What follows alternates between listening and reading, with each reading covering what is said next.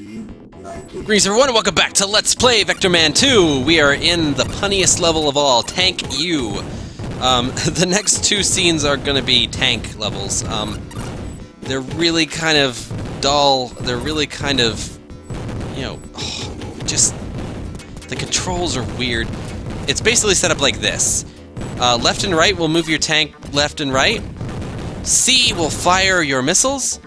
B makes you jump, and A makes your tank change direction. So actually going to the left will just back you up, not see like so. So it is really kind of awkward to get used to these controls right here, you know, very near to the end of the game. But fortunately, there aren't too many of these levels. There's only two of them, and they're right next to each other. So once you get them out of the way, you're pretty much home free to just finish it up. So anyway, you can use the directional pad, the up and down, to angle your cannon. It is one of those weird things, though, where you have to keep pushing it. Like, you push up a few times, and it goes through 45 and 90, and you have to push down again to go back down to 45 and back down to 0, so kind of awkward. The controls are a little tanky, if you will, to carry on the pun tradition of the, of the level. Yeah, I'll show myself the door. Anyway, not too much else to say about these levels, except I really like the rendering that they have on the ground here. I mean, it actually, for a Sega Genesis, it looks pretty close to sand or desert dirt or whatever, so I have to say kudos to you guys there. Anyway, we do have the paint enemies, though, that showed up in that one cave level earlier, so kind of cool that we can change our color from time to time. Make things a little bit more interesting, you know? The biggest dicks in these levels, though, are the guys that are hanging on the ceiling that shoot, that drip acid down on you.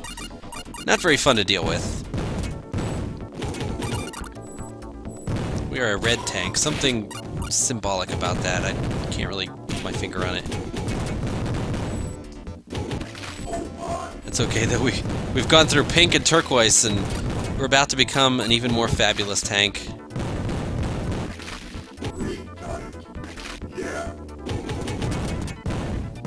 Who likes purple? I know I do. We are now a purple tank. Hell yeah. I don't know, like I said, there's not a lot of plot to this game, so a lot of the levels just seem random.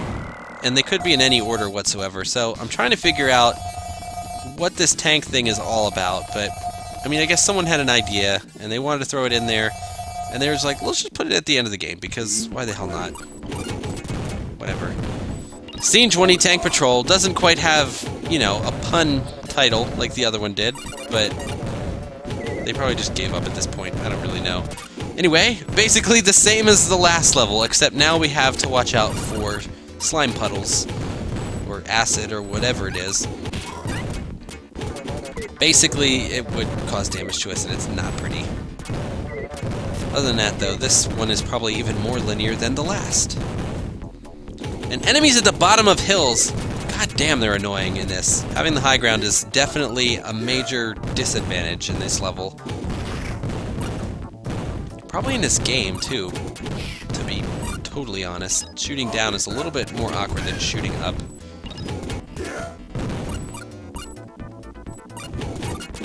The music's pretty good, though. I mean, I can forgive a lot if there's really good music. And that's something that has been a theme of mine in games that I play. I'll even play a really bad game if the music is nice.